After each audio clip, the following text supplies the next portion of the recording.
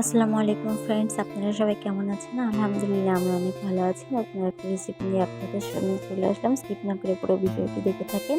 তো আজকে আমি বানাবো শোনপাপড়ি। তো সেজন্য প্রথমে নিয়ে নিয়েছি 1 কাপ ময়দা। তো সেটাকে ভালোভাবে চেলে নিয়েছি। চেলে নেওয়ার পরে এবার এটাকে ভেজে নেব। তো সেই জন্য দিয়ে দিয়েছি কড়াইতে ঘি। ঘি দেওয়ার পরে এই যে ময়দাগুলো এবার দিয়ে দিলাম। দেওয়ার পরে এগুলোকে এখন ভালোভাবে নেড়ে নিব, মানে ভেজে নিব। তো এখানে আমি রুলি ময়দা নিয়েছি। আপনারা চাইলে এখানে বেসন এবং অন্যান্য ময়দা নিতে পারেন। তো আমি এখানে নিয়েছি রুলি ময়দা। তো এই যে ময়দাটাকে ভালোভাবে লাল লাল করে ভেজে নিয়েছি। তো এবার এটাকে নামিয়ে নেব। নামানো হয়ে গেছে, তো এটাকে নামিয়ে ঠান্ডা হতে দেবো।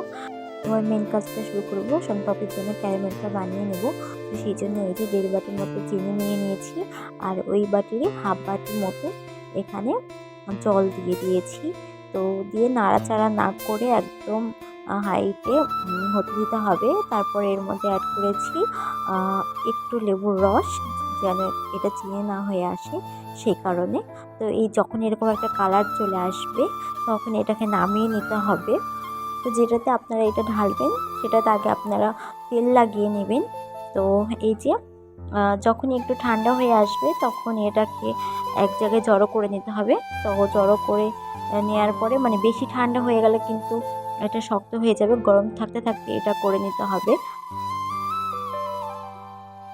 মানে আপনার একার দ্বারা যদি না হয় তো পাশে কেউ থাকলে তাকে ডেকে নিতে পারেন।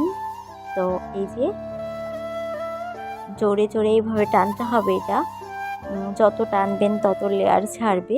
তো যে ময়দাটা ভেজে রেখেছিলাম তো সেটা এখন উপর দিয়ে ছড়িয়ে দিব আর এটাকে বানিয়ে নেব। তো যত টানবেন তত লেয়ার ছাড়বে। এই যে,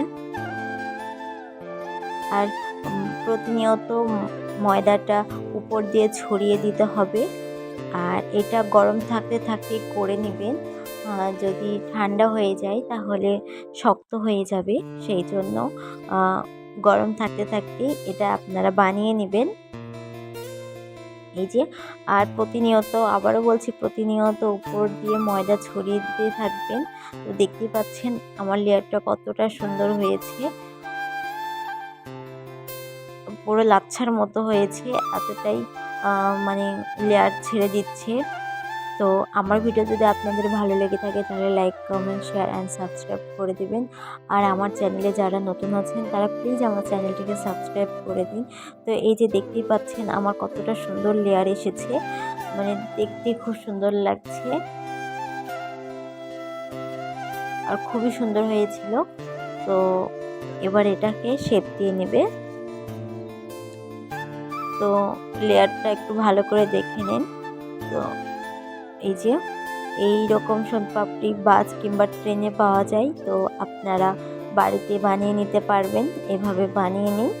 তো এবারে যে ছোট্ট একটা বাটি নিয়ে নিয়েছি, শেপ দিব যেহেতু শোনপাপড়ি এখানে কাটলেও হবে। এখানে আমি একটা বাটির শেপ দিয়ে গোল গোল টাইপের শেপ দিয়ে নিয়েছি। তো এই যে হয়ে গেছে। তো কেমন লাগলো ভিডিওটি আপনারা প্লিজ আমাকে কমেন্ট করে জানাবেন। আর রেসিপিটি প্লিজ আপনারা একবার হলেও ট্রাই করবেন, আশা করি ভালো লাগবে। তো দেখতেই পাচ্ছেন কতটা সুন্দর হয়েছিল, খেতেও খুব সুন্দর হয়েছিল। তো আজকের ভিডিওটা এতটুকুই।